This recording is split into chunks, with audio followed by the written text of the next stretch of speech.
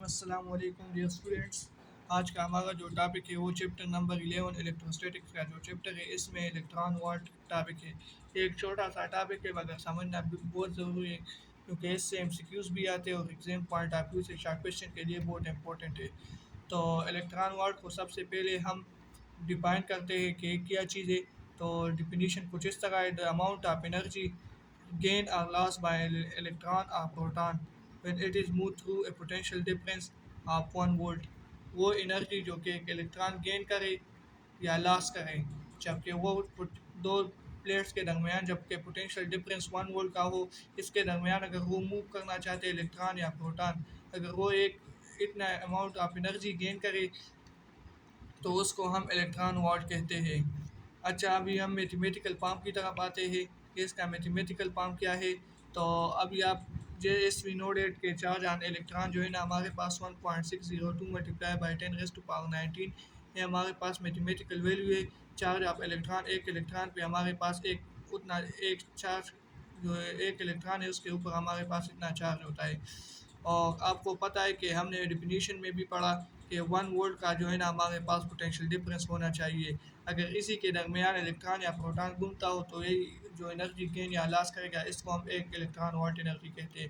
تو ابھی اگر ہم اس کو پٹ کریں ایکویشن میں تو چارج آن الیکٹران وہ ہمارے پاس یہ ہے اور 1 وولٹ کو جو پوٹینشیل ڈفرینس ہے اس کی ویلیو ہم نے پٹ کی تو یہ ہمارے پاس 1 الیکٹران وولٹ کی جو ایکویشن ہے وہ بن گئی.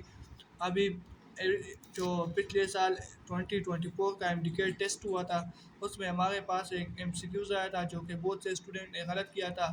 اس میں کہا تھا کہ electron watt is the unit of what energy work force اور واٹ.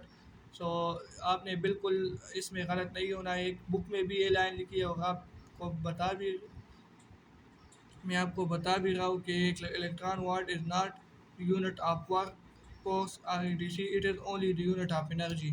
بٹ اس کے ساتھ ساتھ یہ بات ذہن میں رکھیے گا کہ یہ ہمارے پاس سمپلیسٹ یونٹ آف انرجی ہے کیونکہ میں نے یہ لکھا بھی ہے یہ بات اٹ از دا اسمالسٹ اور سمپلیسٹ یونٹ آف انرجی. اس سے اور کوئی اسمالر یونٹ نہیں ہے اور اس سے بڑا ہو سکتا ہے جیسے کہ میگا الیکٹران واٹ اور گیگا الیکٹران واٹ جس کی ویلیو 10⁻6 اور 10⁻9 میں آ سکتا ہے. تو ابھی ہم کوئکلی ریویو لیتے ہیں آج کے لیکچر کا.